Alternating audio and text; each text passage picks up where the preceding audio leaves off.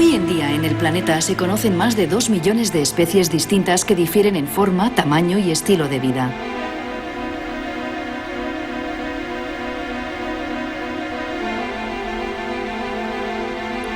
Esa apabullante variabilidad fue considerada durante la mayor parte de la historia como obra divina.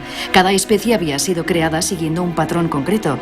Cada individuo era una copia del arquetipo diseñado por Dios. Las pequeñas variaciones entre individuos de una misma especie no eran más que ruido, defectos en la ejecución de un plan divino en el imperfecto mundo terrenal. Tuvo que estar bien avanzado el siglo XIX para que se diera la vuelta a esta concepción y que Darwin demostrara que la variabilidad entre individuos es la clave y los arquetipos y patrones son nociones efímeras. Las sospechas de que las especies animales y vegetales no eran estáticas, sino que podían extinguirse y aparecer nuevas formas, venían ya de años atrás. Lo que Darwin consiguió fue unir los elementos sueltos que juntos llevaban a la indudable existencia de la evolución de las especies por selección natural. Uno de estos elementos, el tiempo. Según la Biblia, la vida tenía unas decenas de miles de años, insuficiente para que se originaran especies a partir de cambios sobre formas ya existentes. Pero los geólogos de la época tenían cada vez más indicios de que los fenómenos que transformaban la Tierra lo hacían a base de millones de años, y Darwin se apoderó de esas conclusiones para aplicarlas al mundo vivo. Otro elemento de la cadena que llevó a la teoría de Darwin es la superpoblación. Lo descubrió en un ensayo de Malthus, economista y demógrafo del siglo anterior. Afirmaba que los recursos naturales no crecen al mismo ritmo que la población humana y, por lo tanto, no son suficientes para mantenerla.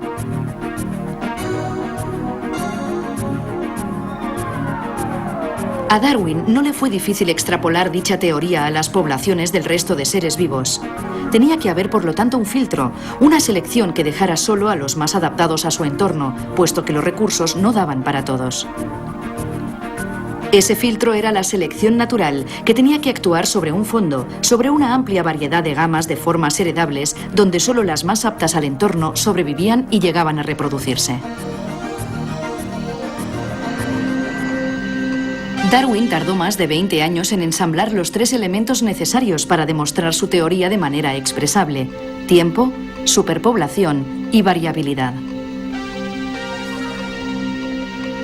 El último punto fue esencial, pero también el más frágil y difícil de demostrar. De hecho, murió sin saber cómo surgía y se mantenía la variabilidad de formas entre individuos de una misma especie. En esa misma época, un monje checo cultivaba guisantes e iniciaba lo que se conocería como genética. Pero pasarían cerca de 50 años antes de que se recuperaran sus resultados y de que se aclarara la última duda de Darwin.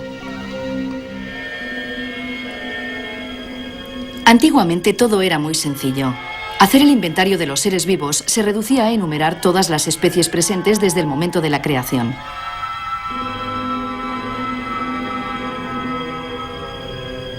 Pero llegó Darwin y con él el conocimiento de que todos los seres vivos descienden de un antepasado común. Entonces, la sistemática, la ciencia que identifica y ordena la variedad de los seres vivos, cambió de objetivo. Había que reproducir el árbol genealógico. Y aquí empezaron las dificultades. El primer intento pretendía encajar los organismos encontrados en especies concretas, todo bien ordenado en el cajón correspondiente. Y después establecer las relaciones de antepasado y descendiente.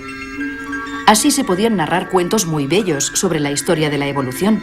Por ejemplo, que los peces desarrollaron patas para conquistar la tierra, o que los simios desarrollaron un cerebro mayor para convertirse en humanos.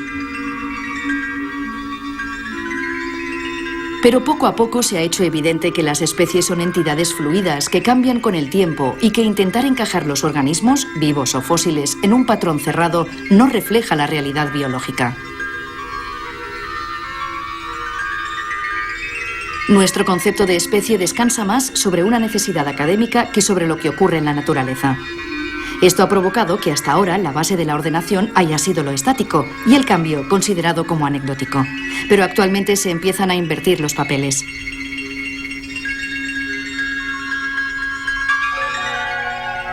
Tampoco es válido extraer una serie de fósiles, disponerlos en orden cronológico y presentarlo como un linaje de antepasados y descendientes, porque nunca podremos saber con seguridad si estas relaciones son verdaderas.